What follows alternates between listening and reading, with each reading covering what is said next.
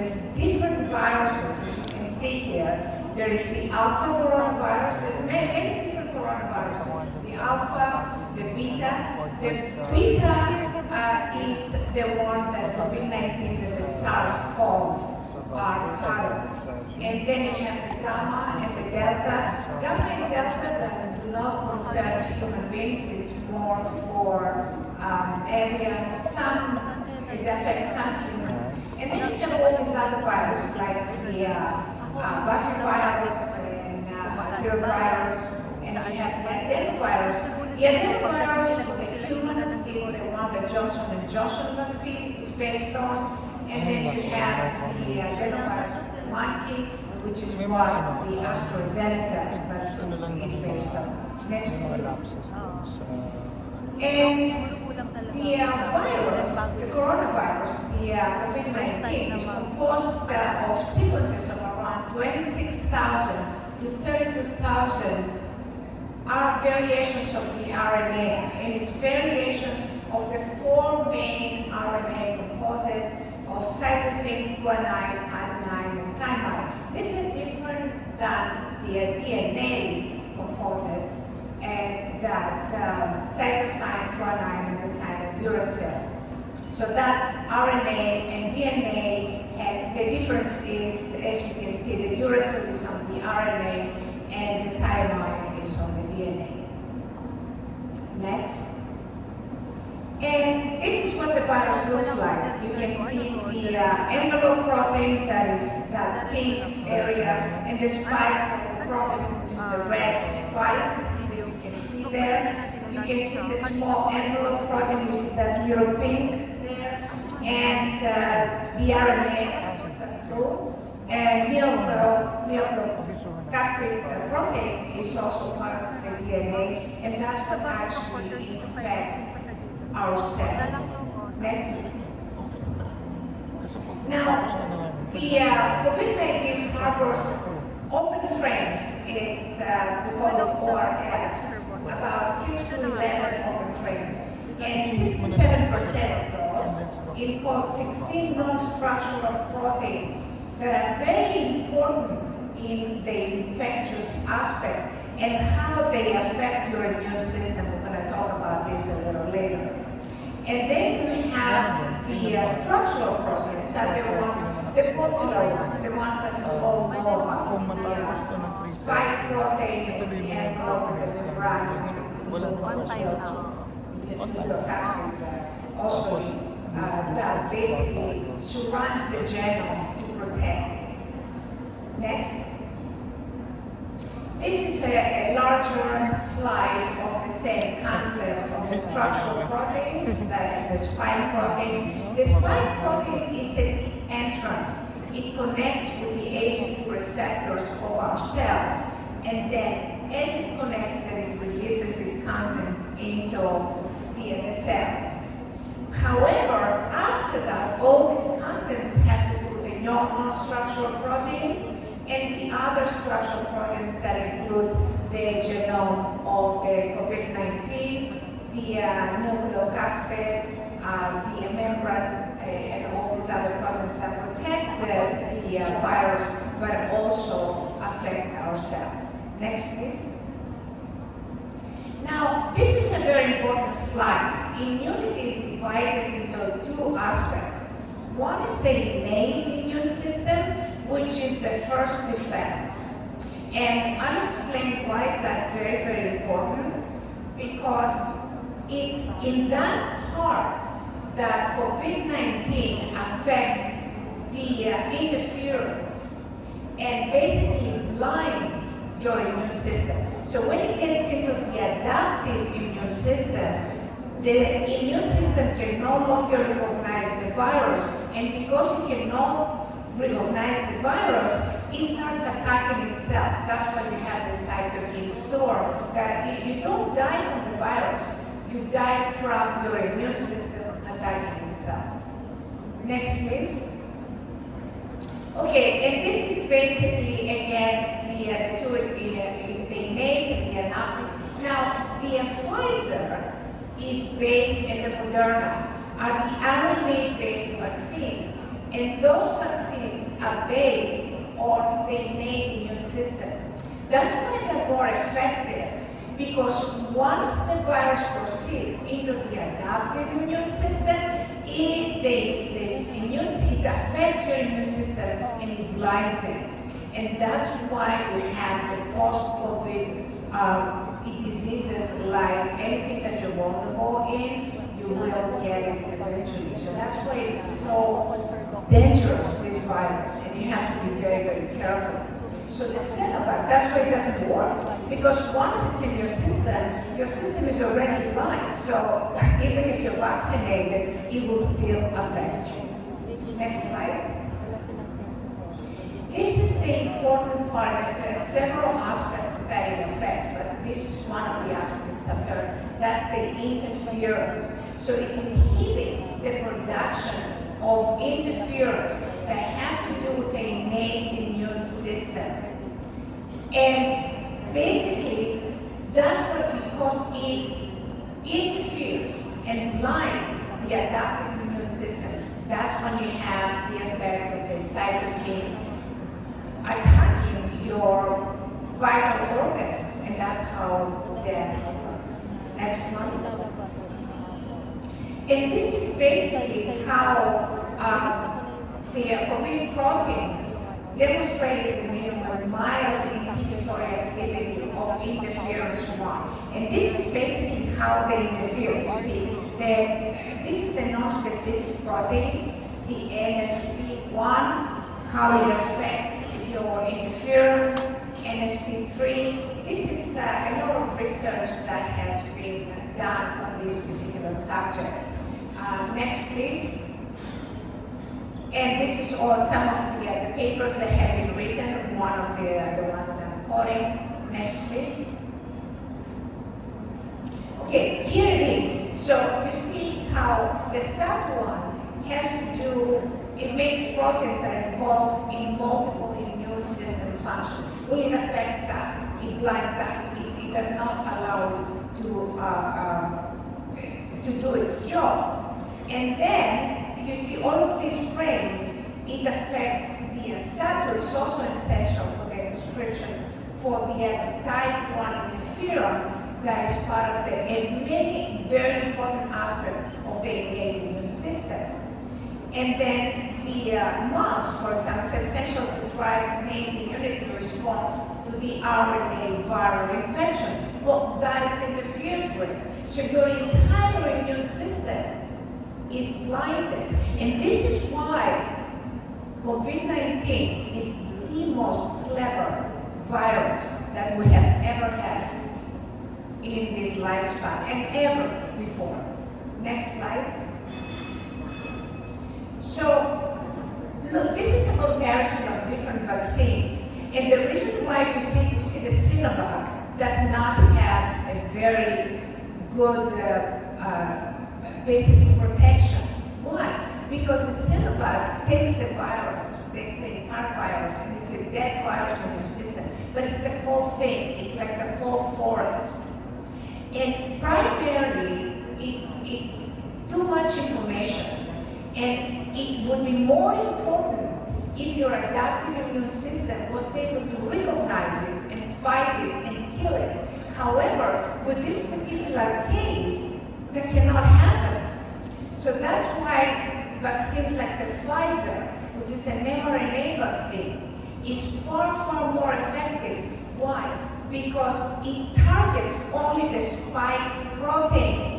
In other words, it stops the virus from entering the cells because it creates antibodies specifically for the spike protein. Whereas the Sinovac is trying to create antibodies for all the other proteins in the viruses, but it's too late because it's so much, it has to do so much, it's not specific. So that's why we recommend the Sinovac of the Moderna vaccine. Why? Because they target the spike protein, and because they target the spike protein, they're far more effective because they don't let the virus enter at all. Once it's in, it's a big problem. Next slide. So basically, COVID-19 is far more dangerous than you think. Next slide. Why? The reason is because the spike protein binds with the ACE2 receptor that is 10 times more effective than any other virus that has ever been with us before, including the SARS. And it's also intact with more stable connections to infect the system. That's why we're saying that Pfizer is such a better vaccine. Why? Because it covers, the antibodies cover the ACE2 receptors, and therefore the spike protein cannot click with them and release its contents into the cell. Next. So, approximately 1 in 5 adults are going to have after post-COVID-19 symptoms. And if they have a vulnerability, they will get a disease much faster than the average person. So it's going to be a kidney failure, it's going to be respiratory conditions, it's going to be cardiovascular conditions, neurologic and mental disorders, musculoskeletal conditions, blood clots, and so on. And blood clots, of course, they're going to cause you a stroke. So there is, and it's a smart, the problem with COVID-19 is that you see, you have it, so I didn't have any symptoms. There is no problem, I can take my mask off. Do not take your mask off, because if you get it, it does stay in your system and undermines your immune system because it blinds it. When your immune system is blind, it cannot be effective with any other disease that you could possibly develop. Next slide. So, among adults with COVID-19 who didn't require hospital stay, 2 out of 3 had at least one outpatient visit 1 to 6 months after diagnosis. It basically weakens your immune system. It's incredible how something so small can be more clever than us. That we have brains. It's so small, it has no brains, but it's more clever than us. Next slide. And this is all kinds of different commodities that can happen as a result. After you have no more symptoms from COVID-19, after you feel that you have completely recovered and healed. Next slide. All kinds of things, okay? Leptin dysfunction, insulin resistance, elevated ghrelin, more abundant in obesity. You have all kinds of problems like hyperinflammation, immune exhaustion, increases food consumption because of the leptin, interferes with the leptin. It basically interferes with your entire hormonal system, and that's why it's so dangerous. Inflammation, hyperinflammation, elevated interference, low energy, and so on and so forth. Next slide. So COVID-19 infections increase the risk of long-term brain problems as well as other problems like cardiovascular and hypertension, strokes, seizures. All kinds of neurological effects are related and nothing to do with the respiratory system. And yet because of this immune deficiency that COVID-19 creates, you can develop them later. Next slide. Now here is the interesting part. What has more ACE2 receptors? ACE2 receptor is what COVID-19, the spike protein of COVID-19 clicks with. It just clicks with it and releases its content. The fat has more ACE2 receptors than the muscle. So COVID will go to the fat. That's what we have. Next slide. What we have is that you have a much higher incidence of COVID-19 symptomatology and adverse effects, including death, with people that have very high visceral fat or high in obesity. Next. Obesity is a problem, no matter how you call it. How many people do you know who are obese and they're 80 years old? Do you know anyone? 78? 75? Why? Isn't that very, very scary? They die. Okay? So their lifespan is shortened by obesity. So this is not something that you can take lightly. Your lifespan will get shortened by visceral fat and obesity. Next. And this is what the sedentary lifestyle does, okay? Inflammation, toxicity, fatigue, hunger. Why do you think you're hungry? The reason why there's two reasons. As you're aging, your cortisol increases, so cortisol makes you hungry because you get stressed and want to eat. And the other problem is it also, you have an imbalance between the appetite hormones. And that again is going to make you hungry. And the third problem is toxicity. As we age, toxicity accumulates. And the more toxic you are, the more hungry you're going to be. Next slide. And this is what an active lifestyle can do. Basically, it helps you be more muscular, therefore you're protecting yourself from COVID, and your hormones to be balanced at any age. Next. And of course, the best thing, people go, they do lasers, but the lasers, they sleep, but they don't boost your metabolism, the results will rebound. And radio frequency is the same problem. They do not balance hormones.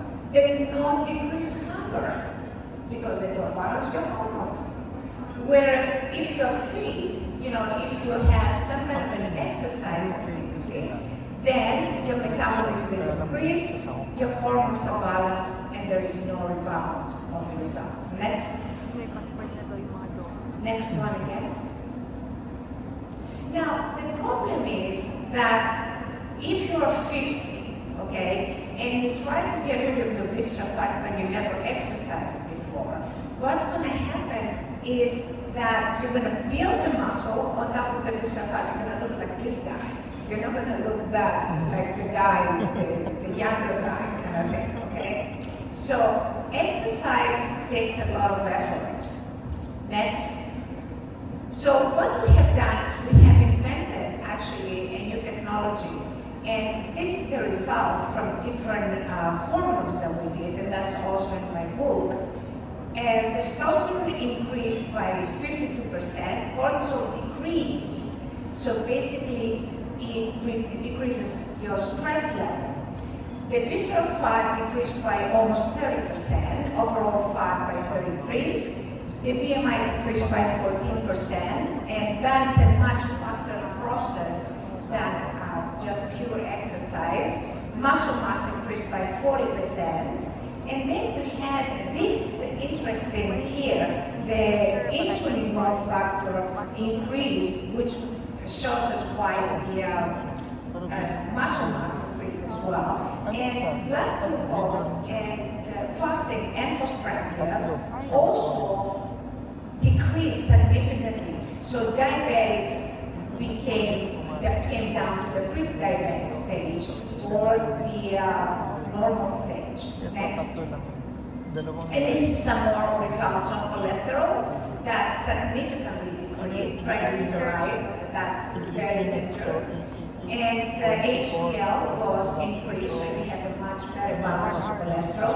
And then metabolism significantly increased. And then you have the leptin and ghrelin, you see, so it works on suppressing appetite and sweet cravings. And these are very interesting. Bilirubin, creatinine, and CRP have to do with liver damage. We've done another study recently with albumin, ASD, ALD, and again we found very significant results, and that it will actually help fatty liver. Actually, there was no fatty liver after 22 months. Next one. Another very important thing is the BMR. BMR is a very important aspect. Okay, why? Because with exercise, it will increase by 15%. So if you burn 2,000 calories normally, after exercise you burn 2,300 calories per day. Okay? Now, with this effortless there's technology that boosts the exercise process, you basically increase the BMR by 91%. So if you could burn 2,000 calories normally, if you're increasing that, it's going to increase about 1,819 calories. So you're going to burn about 3,819 calories. So you can eat more once you reach that level. Next. This is not a muscle stimulator. We're not talking about muscle stimulator. Why? Muscle stimulators are a problem. Why? Because they send electrical shocks, electrical pulses, about 20 of them per second. Okay, and what they do is they depolarize the cell. With repeated depolarization, the muscle cell will die. So with repeated uses, you're going to have muscle cells apoptosis. In the United States, nobody uses them as stimulators. This is now in Asia that they have ADMs called and other things like that they use. They're not good for you. Next one. And this is all the research of how muscle stimulators deplete energy, cellular energy in the system. You don't want that during a pandemic.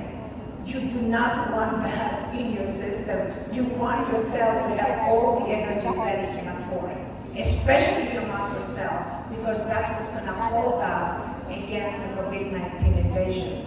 Next. Now, what's so special about COVID-19? Since it first appeared in Wuhan, this is very interesting, okay? From 614D, it changed, it mutated to 614G. That basically changed to one amino acid. And by doing that, it became far more effective. Now this is very interesting because these exchanges in amino acids are random. So how does it know to do the exact thing that will increase its effectiveness? Next slide. So this is another interesting thing. You see, if you have NSP7, 8, 12, and 14, the virus is going to be extinct. But what COVID-19 does, it changes NSP6 plus 11 plus 13, and the virus not only survives, but it increases its transmissibility. So you have a virus with no brain, tiny little thing, no brain, and he has outsmarted all of us with our big brains. Next one. And this is basically how the transmissibility and the effectiveness of that virus for itself, or how it can survive inside the host, has become increasingly improved. So we went from 614D to the beta, to the gamma, to the alpha, to the delta. That was extremely dangerous. And now to Omicron, they can affect anything and everybody, and very, very fast. Up to 500 times more infectious than the Delta virus. Think about that. Extremely, extremely dangerous. Next slide. So, with COVID-19, what can go wrong? You know, the second law of thermodynamics says that what can go wrong will go wrong. It's the Murphy's law, right? With COVID-19, it's the opposite. What can go wrong goes right. So this virus is not a joke, okay? So basically, unlike previous versions of coronavirus where random mutations eventually the virus became extinct, this virus has about 300,000 mutations and it's gotten better. So don't expect the COVID-19 to ever leave this earth. It will never go, okay? You will have to wear a mask for the rest of your lives, guys. I'm sorry, but that's what I think is the story. Next, please. And this is what it does, you see. It also affects if you get into it, I mean, if you're interested in the subject, you can take the book. There's so many aspects that it affects.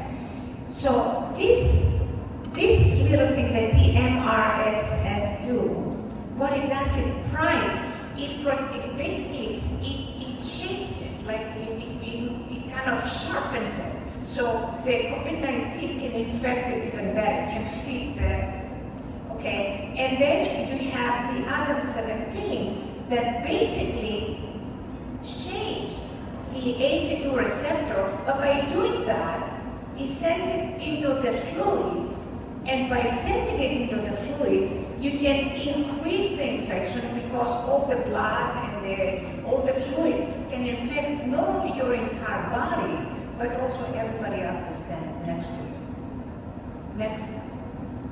So this is the bigger thing. You see, this is how the Adam-17 cleaves, shapes the ACE2 receptor, which is a problem in itself because ACE2 receptors reduce blood pressure, and they cannot do it because they are basically with the virus. They are occupied by the virus, and they shed into the bloodstream and into the other fluids, and then infect the entire body like that. So no matter how you cut it, no matter which way you go, this virus will win. Next. So here is the ACE2 receptors. You see, testosterone is also a very important. You see, it affects males more than females. It's because of the testosterone. So abnormal testosterone, you're going to have a poor COVID-19 diagnosis. So testosterone goes up, ACE2 receptors go up, okay? So now you have more chances of getting it, you see? So you have low testosterone, you have a problem. You have high testosterone, you have a problem. Checkmate. No matter what you have a problem because of the way it affects the system. So angiotensin 1 to 7 goes up, blood pressure goes down. But everything else affects the angiotensin